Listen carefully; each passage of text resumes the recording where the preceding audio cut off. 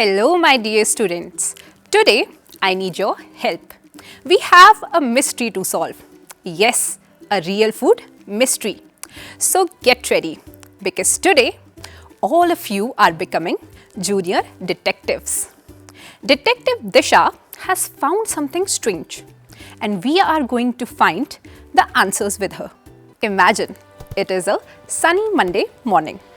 Disha reaches school and suddenly remembers, oh no, I forgot my tiffin box in school. As soon as she opens it, oof, a foul smell comes out. Her yummy uttapam has colored patches everywhere. Children, have you ever seen food like this at home? Maybe old bread or an orange that got spoiled. Yes, that's where our mystery begins. After reaching home, Disha quickly runs to her Anna, her elder brother Aditya. Anna, what is this? My uttapam looks so strange. And Anna says, Disha, these are microbes. They are tiny living things. So tiny that we need a microscope to see them. Children, microbes live everywhere.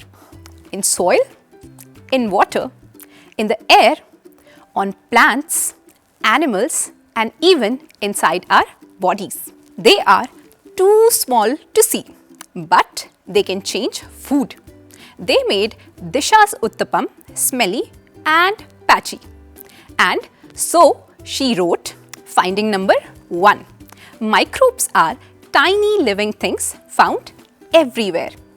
Later that day, Disha finds a slice of bread she had kept on the balcony. It also had color patches. But her grandmother's pickle, still perfect and tasty, even after months. Why does bread spoil so fast but pickles stay good for so long? Again, she runs to her Anna.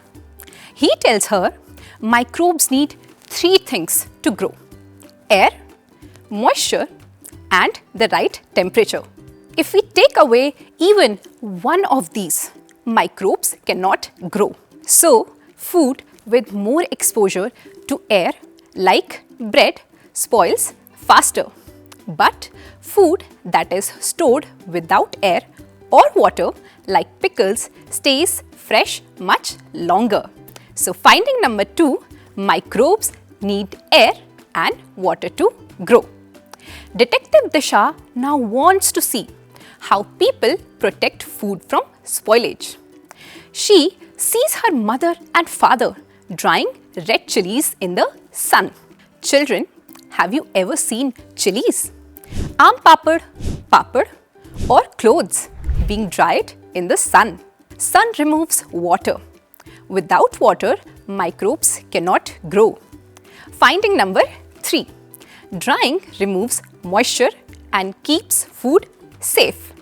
In the kitchen, Disha's Pati is adding mustard oil to mango pickle. Oil acts like a lid. It stops air from entering the pickle and protects it from microbes. Finding number 4. Oil keeps air away and stops microbes from growing.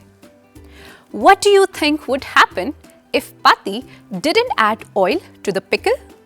Yes, it would spoil quickly. The next morning, Disha opens the fridge. Milk, butter, vegetables, cake. Everything is kept inside. Why?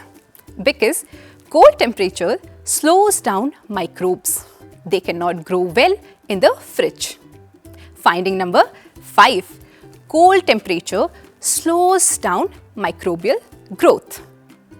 Disha's grandfather tells her that people also use salt, sugar, spices, and airtight cans.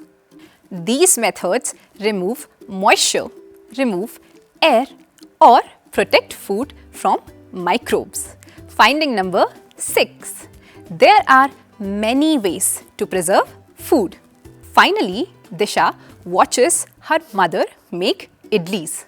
She notices that the idli batter rises. It becomes fluffy. Why? Because good microbes in the air help the batter ferment and rise. Finding number 7. Microbes help idli batter rise. Now, one day, Aditya Anna gets an upset stomach after eating food at a fair. If you also get indigestion, sometimes parents give curd or buttermilk. Curd has good microbes that help in digestion. Finding number 8. Good microbes help our stomach. And that completes our today's mystery. Today, we learnt how microbes spoil food, how we protect food, and how some microbes even help us. And your detective challenge is to find one food item at home that is preserved, like pickle, papad, ghee, or something in the fridge, and ask your family how it stays fresh.